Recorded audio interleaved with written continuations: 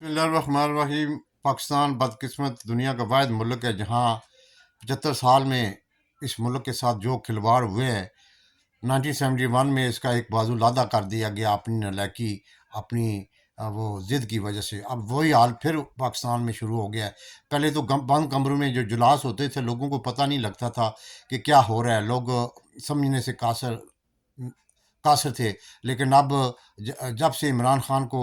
اقتدار سے لادہ کیا گیا ہے تو عوام کو اور بچے کو، عورتوں کو، بوڑھوں کو سب پتہ لگ گیا ہے کہ ملک کے ساتھ کیا کھلواڑ کیا جا رہا ہے، اس لیے کہ اس کے ساتھ زیادتی کی گئی، اس کے ساتھ جس طرح کے چوروں کو اکٹھا کر کے پھر ایک چور جو سب سے بڑا چور تھا شہباز شریف، اس کو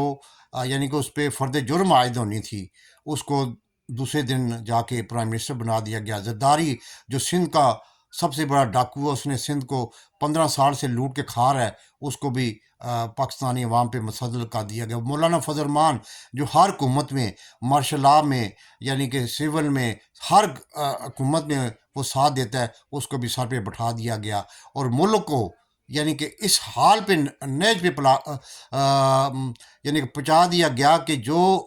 عمران خان کے دور میں یعنی کہ پاکستان کی ترقی کی گروتھ 6% تھی، یعنی کہ ہر چیز ترقی کاری تھی، جس میں تجارت ترقی کاری تھی، جس میں انڈسٹری ترقی کاری تھی، جس میں پورٹ ترقی کاری تھی، جس میں آئی ٹی سیکٹر ترقی کار رہا تھا، جس میں ملک میں جو مطلب کہ نواز شریف صاحب کے پورے مطلب کہ دور میں فیصل آباد کی انڈسٹری بند ہو چکی تھی، وہ مطلب کہ لوگ اسکریپ کی شکل میں بیچ رہے تھے، اس کو لوگوں نے پھر جب عمران خان صاحب نے آئے، عمران صاحب نے انسینٹیو دیے ان کو، تو وہ دوبارہ کھڑی ہونا شروع ہوگی۔ ایک وقت ایسا بھی آیا کہ وہ جو لوگ ہیں وہ اتنے زیادہ مطلب کہ بےروزگاری ان کی ختم ہوگی اور لوگوں کو روزگار اتنا مل گیا کہ ان کے پاس لیبر کم ہوگی، پھر دوسرے ضلعوں سے اور صوبوں سے لیبر منگوایا گا، ان کو ٹریننگ دے گی، ان کو نوکریاں دے گی۔ لیکن اس سب کے باوجود بھی ایک شخص جس کا نام تھا باجوہ، اس نے پاکستان کا بیڑا غرق کر دیا، اور اس نے آتے ساتھ ہی یعنی کہ اس نے ایسا مطلب کہ جال بنا بیرونی دنیا کے کہنے پہ عمران صاحب کو پہلے روس بھیجا، پیچھے سے شکایتیں شروع کر دیں، اس کے بعد روس سے جب وہ واپس آئے تو اس کو حکومت کو یعنی کہ عدم اعتماد کے ذریعے اور مافیا اور اسٹیبلشمنٹ گٹھ جوڑ کے ذریعے جس طرح کی کھلے عام ایم این اے کی بولیاں لگیں، 25 کروڑ 20 کروڑ تک بولیاں لگیں، اور جس طرح ساری صورتحال سندھ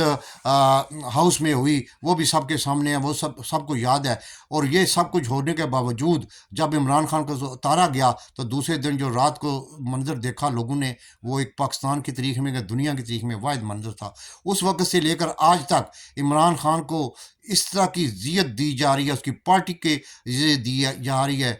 اس کے کارکن کو اذیت دی جا رہی ہے، لیکن ملک کا کسی کو پتہ نہیں۔ وہ پٹرول جو 150 میں ملتا تھا وہ 235-40 تک پہنچ گیا، اور وہ ڈالر جو 178 میں ملتا تھا وہ 350 تک پہنچ گیا۔ ملک تقریباً ڈیفالٹ ہو گیا۔ وہ آٹا جو 55 روپیز کا کلو ملتا تھا وہ آج 150 کلو پہنچ گیا۔ ملک کا بیڑا غرق ہو گیا، لیکن اسٹیبلشمنٹ نے اپنی ضد کی خاطر ملک کو تباہ و برباد کر دیا، اور ایسا سپہ سالار لایا گیا جس کو ریکمینڈ جو ہے جس کا نام مافیا کے سردار اور سلسلہ مافیا کے سردار نواز شریف نے دیا۔ وہ بیچارہ 2 دن پہلے ریٹائر ہو چکا تھا، اس کو ایگزیکٹو آرڈر کے ذریعے دوبارہ سپہ سالار بنایا گیا۔ اس بیچارے کا یہ یعنی کہ بہت بڑا جرم بن گیا، اس نے آتے ساتھ ہی ایک پیسے کا کام نہیں کیا، اور آتے ساتھ ہی وہی رجیم چینج کے بندوں کو رکھا۔ آج اس کی حالت یہ ہے کہ وہ رجیم چینج کے بندوں کو تبدیل تو کیا کرتا، ان سے اب وہ ڈر رہا ہے، اور اپنی فوج سے وہ ڈر رہا ہے۔ اپنی فوج میں جو تفریق پیدا ہو گئی ہے، جو دنیا کی نظر میں پاکستان فوج اس وقت دنیا کی نمبر 1 فصاحت فوج ہے، اس سے وہ اپنے ڈرنے، اس کو اللہ تعالیٰ نے بڑا موقع دیا کہ اللہ تعالیٰ نے اس کے کاندھوں پر اتنا بڑا بوجھ ڈالا، لیکن وہ ایسا بدبخت، ایسا یعنی کہ اللہ کا مطلب کہ گناہ گار آدمی تھا، اس سے ایک کام نہ ہوا۔ اب وہ اپنے آپ کو بچانے کے لیے جو کچھ کر رہا ہے، 3 مہینے اس نے ضائع کیا پاکستان کا بیڑا غرق ہو گیا، پاکستان کی معیشت بیٹھ کی، پاکستان کی تجارت بیٹھ کی، پاکستان کی امپورٹ بیٹھ کی، پاکستان اس وقت دنیا کی نظر میں ایک بکاری سے بھی بدتر ملک بگے، اس کو کوئی پیسہ دینے کے لیے تیار نہیں ہے، آئی ایم ایف نے پیسہ دینے کے لیے تیار نہیں ہے۔ آج وہ اس حالت پہ سپہ سالار پہنچ گیا ہے کہ وہ اپنے بندوں سے یعنی کہ بلیک مین ہونا شروع ہو گیا ہے۔ مجھے پتہ لگا ہے اور باخبر ذرائع سے اور راجہ عادل کے مطابق اپنے بندے بریگیڈیئر لیول تک اس کو اب ماننے کو تیار نہیں ہے، کیونکہ لوگوں کو پتہ لگ گیا کہ یہ بندہ جو ریٹائر ہے،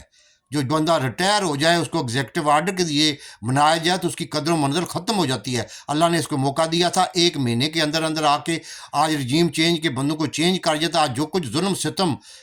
ہو رہا ہے پاکستان میں، آئی ایس آئی کر رہی ہے، وہ اسی رجیم چینج کے وہی بندے جو لگے ہوئے ہیں، ڈیٹی فیصل نصیر جنرل اور مطلب کہ جو ان کے سیکٹر کمانڈر تھے، اس نے ایک بندے کو چینج نہیں کیا۔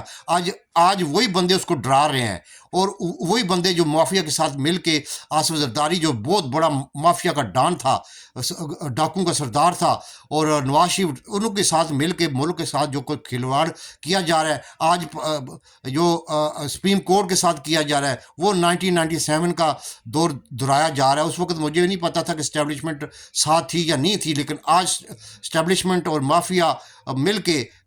جو سپریم کورٹ کے ساتھ کھیل رہا ہے، آج جو میڈیا جو کردار ادا کر رہا ہے، آج جو سول سوسائٹی چپ ہے، آج وہی صحافی جو کہ عمران خان کے خلاف تھے، وہی دانشور جو عمران خان کے خلاف تھے، ایک لفظ نہیں کہہ رہے مہنگائی پہ، ایک لفظ نہیں کہہ رہے ملک کی ڈیموکریسی کی، ایک لفظ نہیں کہہ رہے ہیومن رائٹس پہ، ایک لفظ نہیں کہہ رہے کہ پاکستان میں فسادیت کی حکومت ہے۔ بس ایک ہی بندے کے پیچھے پڑے ہوئے ہیں اور ملک کا بیڑا غرق ہو گیا ہے۔ کوئی محکمہ پاکستان میں ایسا نہیں رہ گیا جو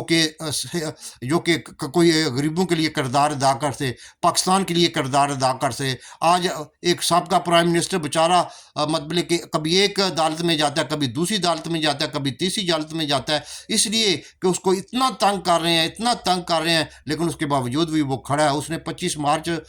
کو جو جلسہ کیا وہ اس کی تاریخ میں سنہری افہوم میں لکھا جائے گا، اس لیے کہ پورے لاہور میں کرفیو نافذ تھا،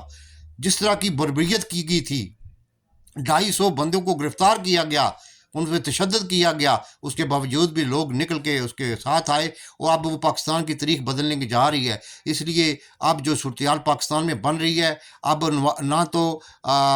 جو نیا سپہ سالار کچھ کر سکتا ہے، نہ ہی کچھ اور بندہ کر سکتا ہے، صرف ایک ہی بندہ کر سکتا ہے جس کا نام ہے chief justice of Pakistan Bandial. وہ انشاءاللہ تاریخ بدلے گا اور دیکھیں گے کہ پاکستان کس طرح پھر ریٹرن بیک سارے کام ہوتے ہیں۔ اس وقت فوج جو ہے تقسیم ہو چکی ہے، عدلیہ تقسیم ہو چکی ہے، بیوروکریسی آلریڈی بک چکی ہے، پولیس والے آلریڈی آئی جی وغیرہ بک چکے ہیں۔ پاکستان زندہ باد۔